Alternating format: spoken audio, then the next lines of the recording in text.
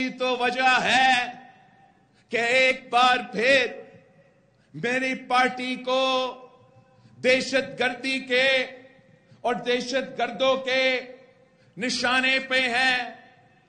وہ سمجھتے ہیں کہ ہم ان کی تشدد کی وجہ سے، ان کی نفرت اور تقسیم کی وجہ سے، ان کی دہشت گردی کی وجہ سے کہ شاید یہ تو بچہ ہے، یہ تو خوف زدہ ہو جائے گا، یہ پیچھے ہٹ جائے گا. یہ ان کی بھول ہے. نہیں ہٹے گا.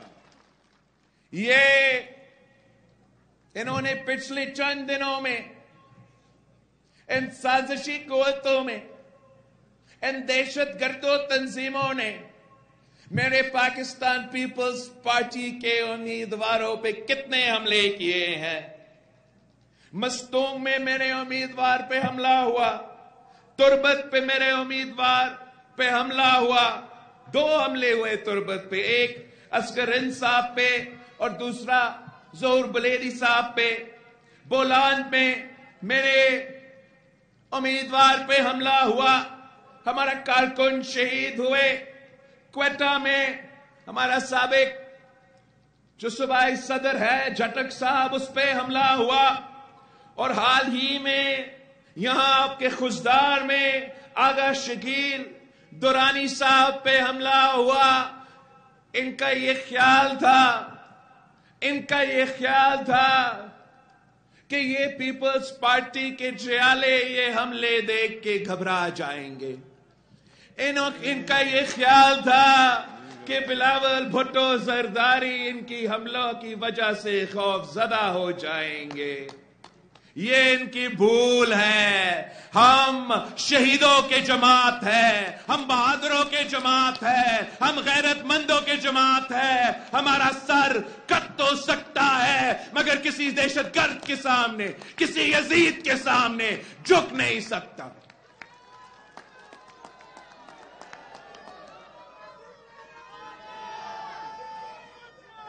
ہم انشاءاللہ فروری کو اپنی ووٹ کی طاقت سے 8 فروری کو انشاءاللہ تعالی ہم ان کی اپنا ووٹ کی طاقت سے ان کو دکھائیں گے. 8 فروری کو انشاءاللہ تعالی بلوچستان بھر میں تیروں کی بارش ہوگا، تیروں کی بارش ہوگی.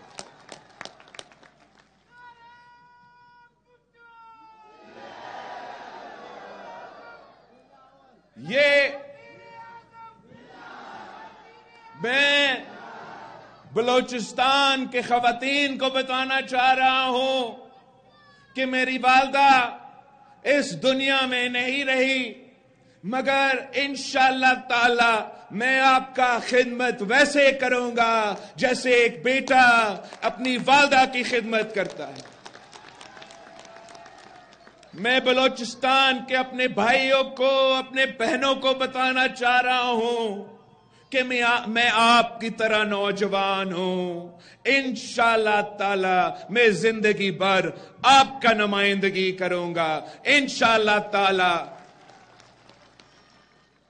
ہم آپ کے ساتھ جو ہمارا رشتہ ہے وہ کسی ایک الیکشن کی وجہ سے تو نہیں ہے. ہمارا تو 3 نسلوں کا رشتہ ہے. میں آپ کا آواز بن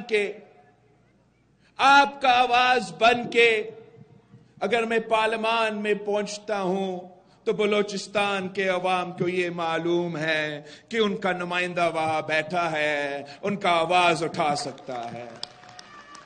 اگر میں تخت لاہور سے الیکشن لڑ رہا ہوں تو آپ کا نمائندہ بن کے تخت لاہور سے الیکشن لڑ رہا ہوں. میں اگر ملک کا وزیر خارجہ بنا تو آپ کے آواز بن کے دنیا بھر میں آپ کا آواز اٹھایا، آپ کا نمائندگی کی. اگر انشاءاللہ تعالی آپ کی ووٹ کی وجہ سے میں آپ کا وزیر اعظم بنتا ہوں تو وزیر اعظم کے گھر پہ بلوچستان کے عوام کو معلوم ہوگا کہ ان کا نمائندہ بیٹھا ہے، ان کا بھائی بیٹھا ہے، ان کا بیٹا بیٹھا ہے۔